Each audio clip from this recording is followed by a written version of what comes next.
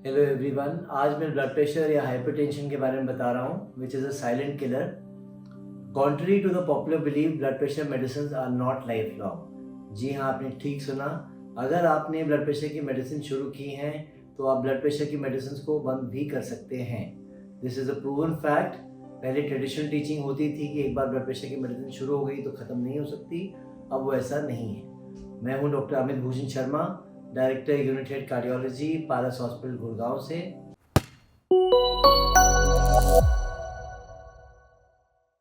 Blood pressure, जैसा कि आप जानते हैं, एक साइलेंट किलर है। Normally 1/3 of the population are suffering from high blood pressure. उस 1/3 में से केवल 1/3 को ब्लड प्रेशर के सिम्टम्स आते हैं। यानी कि सिर्फ 1/3 लोगों को पता चलता है कि उनको ब्लड प्रेशर है, बाकी 2/3 लोगों को नहीं पता चलता कि उनको ब्लड प्रेशर है। और पहली बार जो सिम्टम होता है वो होता है या ब्रेन स्ट्रोक या हार्ट स्ट्रोक। तो नंबर अपने जानिए, अपने ब्लड प्रेशर के नंबर्स आपको पता होने चाहिए। नोट करिए क्या ब्लड प्रेशर के नंबर हैं। नॉर्मल ब्लड प्रेशर होता है हमारा 120/80। यंग पॉपुलेशन में नीचे वाला ब्लड प्रेशर ऊपर जाएगा, यानी कि जो इसको हम डायस्टोलिक ब्लड प्रेशर बोलते हैं, वो डायस्टोलिक ब्लड प्रेशर अगर 80 की जगह 85 भी चला जाएगा तो भी आपको सिम्टम्स हो सकते हैं और इसको ब्रेन स्ट्रोक आपका 3 गुना बढ़ सकता है। एल्डरली पॉपुलेशन में आइसोलेटेड सिस्टोलिक ब्लड प्रेशर होता है, यानी कि ऊपर वाला ब्लड प्रेशर ऊपर जाता है और नीचे वाला ब्लड प्रेशर नीचे रहता है। तो ये जानना ज़रूरी है कि आपको डायस्टोलिक प्रेशर है कि सिस्टोलिक है। दूसरा नंबर आप नोट करते रहिए। रोकने के इसको 5 सरल तरीके बता रहा हूँ मैं। Number 1, weight loss, weight loss, weight loss. सबसे पहले अगर आप वेट लॉस करते हैं, अगर आपका वजन जो है, अगर आप 10 किलो भी वेट लॉस करेंगे तो कम से कम 20 मिलीमीटर प्रेशर आपका कम हो जाएगा। जिस इंसान का ब्लड प्रेशर अगर रह रहा है 150-160 की रेंज में रह रहा है, वो सीधा 120-130 की रेंज में चला जाएगा वेट लॉस करने के बाद। और अगर आप ब्लड प्रेशर की दवाई ले रहे हैं तो वेट लॉस करने के बाद आपकी ब्लड प्रेशर की रिक्वायरमेंट कम हो जाएगी। दूसरा, सीजन, विंटर सीजन में ब्लड प्रेशर की रिक्वायरमेंट बढ़ जाती है, ब्लड प्रेशर की दवाइयों की रिक्वायरमेंट बढ़ जाती है। समर्स में पसीना आता है, बॉडी का सॉल्ट निकलता है, तो अपने आप ब्लड प्रेशर की रिक्वायरमेंट कम हो जाती है। दूसरा, एक्सरसाइज। एक्सरसाइज ना सिर्फ केवल weight lifting in the gym, but cardiovascular training, functional training, जो आपकी एक्सरसाइज को, आपके स्टैमिना को बढ़ाए। रनिंग, जॉगिंग, ट्रेडमिल में चलना, pushup, pullup, burpees, cross trainer, ये सब आपके कार्डियोवास्कुलर फिटनेस को बढ़ाती हैं और ब्लड प्रेशर को डाउन करती हैं। तीसरा, इंटरमिटेंट फास्टिंग जो कर सकते हैं वो इंटरमिटेंट फास्टिंग करें।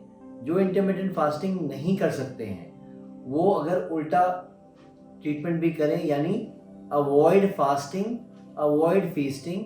2-2 घंटे में कुछ ना कुछ खाते रहिए। पेट हमेशा आधा पेट रखिए, ना खाली पेट ना भर पेट। उससे जो है, अगर आपको जो है, आपका ब्लड प्रेशर राइज नहीं करेगा, आपकी एनर्जी ड्राइव नहीं बढ़ेगी, आपके स्ट्रेस लेवल्स नहीं बढ़ेंगे और आपकी हाइड्रेशन मेंटेन रहेगी।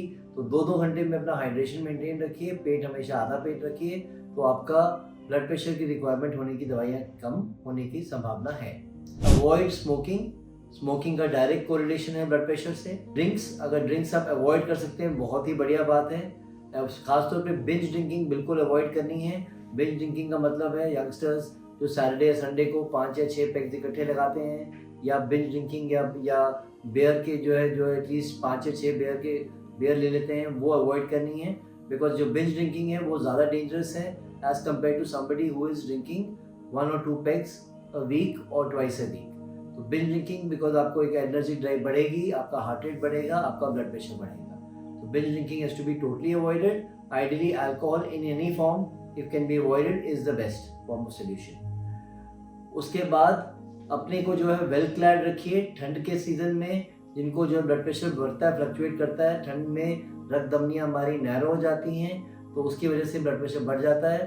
तो अगर आपको ब्लड प्रेशर का बॉर्डर लाइन है ब्लड प्रेशर, तो अपने आप स्वेटर डालिए, कान वान ढक के रखिए, मास्क रखिए। और उसके बाद अगर आप अर्ली मॉर्निंग वॉक को अवॉइड करिए, लेट नाइट वॉक अवॉइड करिए, धूप निकल जाए तब सैर पे जाइए, दैट इज़ वेरी इंपॉर्टेंट।